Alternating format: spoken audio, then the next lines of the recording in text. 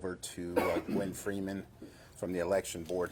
This morning I received a call at around 9 in the morning with allegations of voter irregularities at Precinct 77. Essentially what was passed on to me was not only a video, but information that the pollsters there were not giving yellow ballots, which would be for the city council race, to Republicans, and that they were only being given to Democrats, Independents, and Libertarians. At which point in time, I contacted our corporal in our criminal investigations division, informed him of what was going on, and sent him to the location to begin an investigation into the facts of this case. So before I go any further, I'm going to go ahead and play the video that was taken by the individual that gave a call to me this morning with these allegations, and then we'll go from there. If you'll direct your attention to the screen, it'll play momentarily.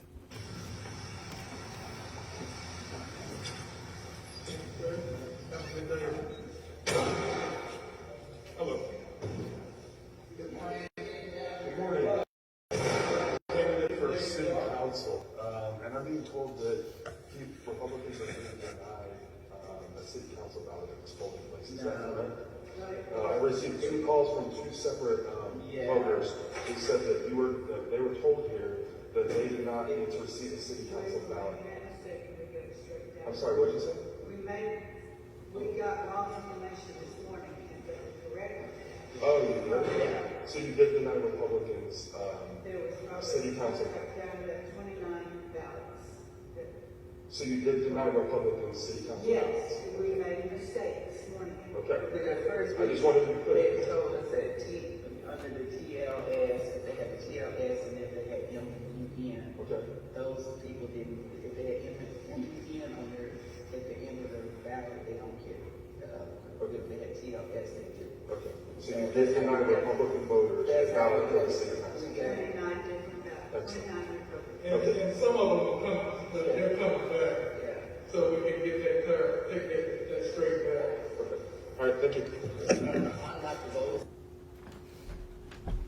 Okay, so as you can see in the video, the individual recording enters in and informs the pollsters that he had received calls from 2 individuals stating they were denied ballots because they were Republicans. And at one point in the video, he receives clarification that 29 ballots were not handed out, but that it was a mistake. So therein begins the investigation. And what we, our detectives, were able to ascertain is the following: that the pollsters did indeed, in fact, get interviewed and confirmed that they did not hand out yellow ballots, which were the city council ballots, to Republicans, and they were only handed out to Independents and Democrats. At that point in time, one of the pollsters indicated that they were certainly aware of the mistake, but that they were following the orders of the judge pollster, who was also interviewed and confirmed the same thing, that yes, indeed, they did, in fact, only hand out ballots to Democrats and Independents and not Republicans, but that it was, in fact, a mistake. The problem there is that they are all required to sign paperwork, if you'll hand that to me, Under Sheriff, confirming that they understand the rules and regulations of the voting process, and it reads as follows: voters in this precinct could receive 1 or 2 ballots. All voters in this precinct are eligible to receive the white, which would be the federal, state, and county general election ballot. Voters in this precinct with TULS in the MUNI column, municipal column, of the precinct registry are eligible to also receive the yellow City of Tulsa Council runoff election ballot, indicating that regardless of party affiliation, if you were living in that municipality, you are eligible to receive that ballot. In this case, it did not happen. The judge pollster, as well as the pollsters working at the precinct, all signed this, indicating they were aware of the rules and instructions regarding the voting process. At this point in time, the information that we have received does indicate that there was voter irregularities. We will put together and are in the process of putting together this investigation to hand to the district attorney's office for consideration of charges to be filed, which could potentially be impeding the voting process and or intentionally impeding it by fraudulent measures. That will be up to the district attorney to decide which charges are going to be filed, if any at all. I would tell the general public that it is the sheriff's office intent to ensure that the electoral process goes as it should. This is a sacred process that each American, each Tulsan should have confidence in when they go to the voting polls to vote for the individual they believe should be in that particular office. Without that, there is a complete and total breakdown of the system, and I think we've seen that over the last couple of years. We cannot have that, and we will not tolerate it, and we will investigate each allegation as they come in.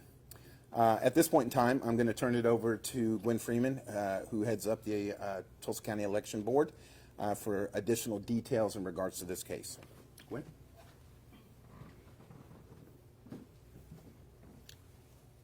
Thank you, Sheriff Regalado, and thank you all for being here. At approximately 7:45 a.m. this morning, we received at the Election Board a report that the first voters in line in Precinct 77 at the Episcopal Church located at 9100 East 21st Street in Tulsa had not received their District 5 City Council ballot along with their state ballot. Let me clarify, they had received their state ballot, not the City Council ballot that should have been handed out along with the state ballot. We then contacted the poll workers at that location, told them to hand out the City Council ballot along with the state ballot. They began handing out the City Council ballots, we're told, at 8 a.m. We began a dual investigation between the Tulsa County Sheriff's Office and the Tulsa County Election Board and have determined that this has affected somewhere between 30 and 40 voters. Upon learning of the incident, the poll workers at that precinct were relieved of their duty and new poll workers were immediately reassigned. On behalf of the Tulsa County Election Board, I'd like to apologize to anyone affected by this incident, as this does not reflect the standards of this election board. We take these kind of matters very, very seriously.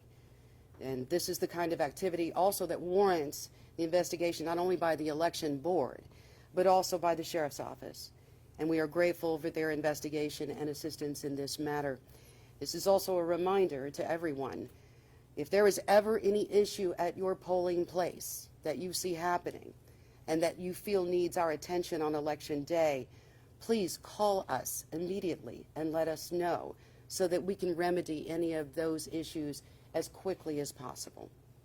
We sincerely hope this does not have any significant effect on the outcome of this election, but if it's a number of ballots that could potentially affect the outcome of the election, then the appropriate remedy would be for the affected candidate to file an irregularity by 5 p.m. on Friday.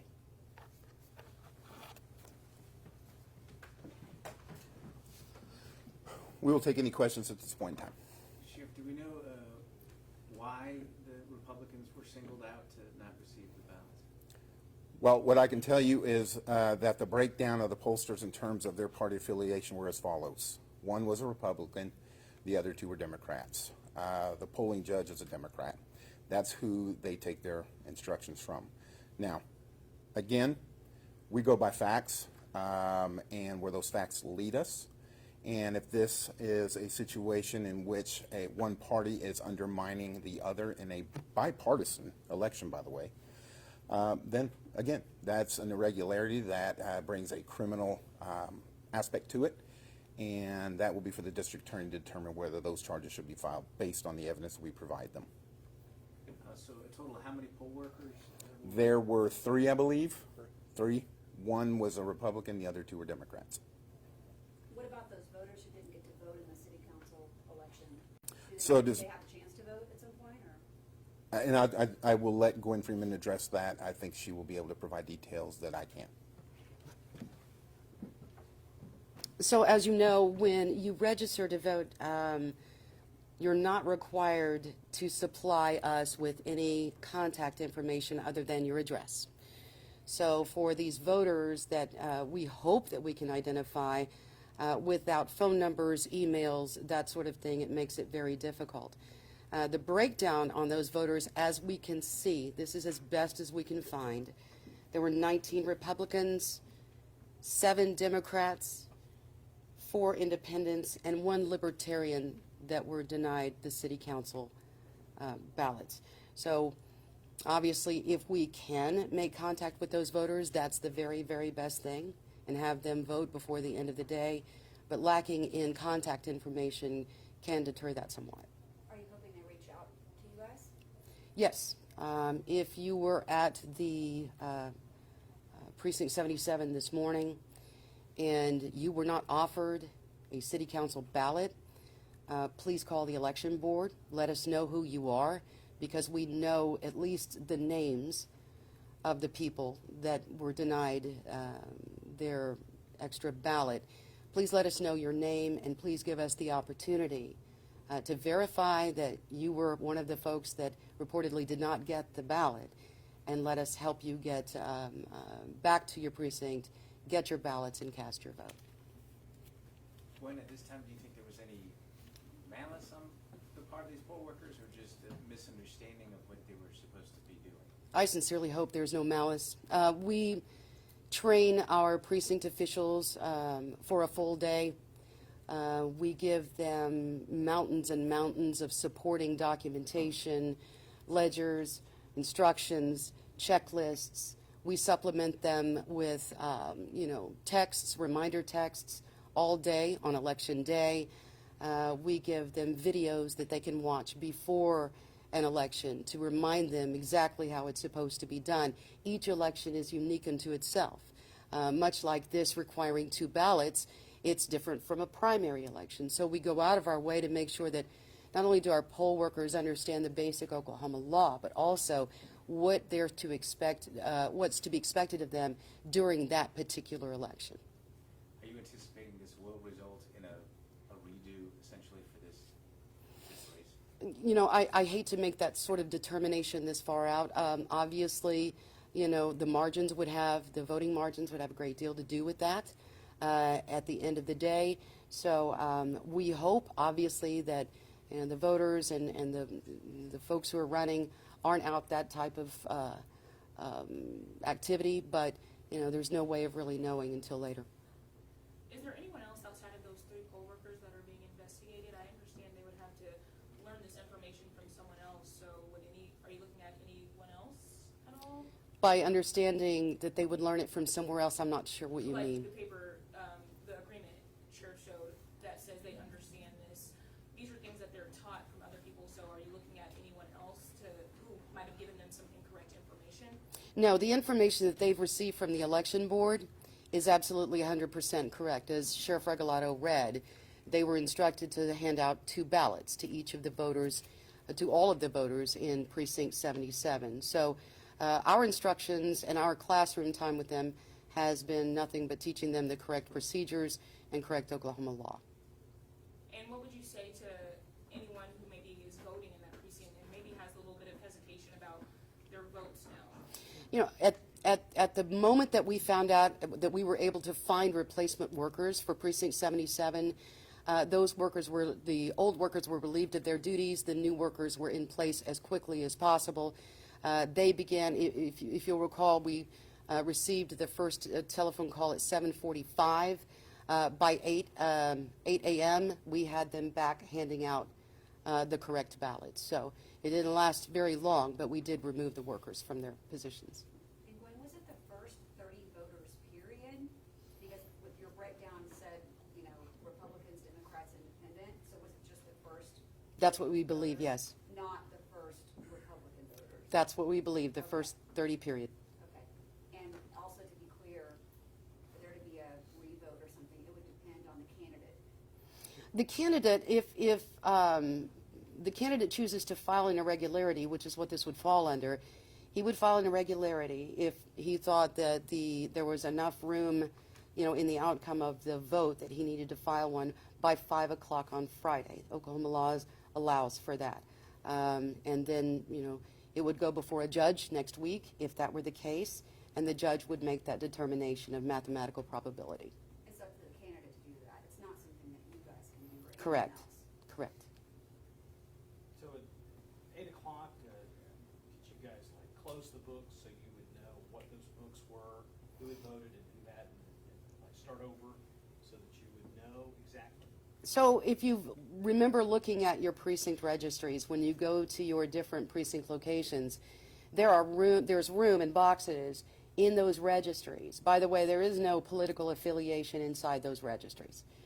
You can't determine Republican, Democrat, whatever. If you look at the registries, it's not evident. And there is no way to really know how you would pick out a certain party against another party.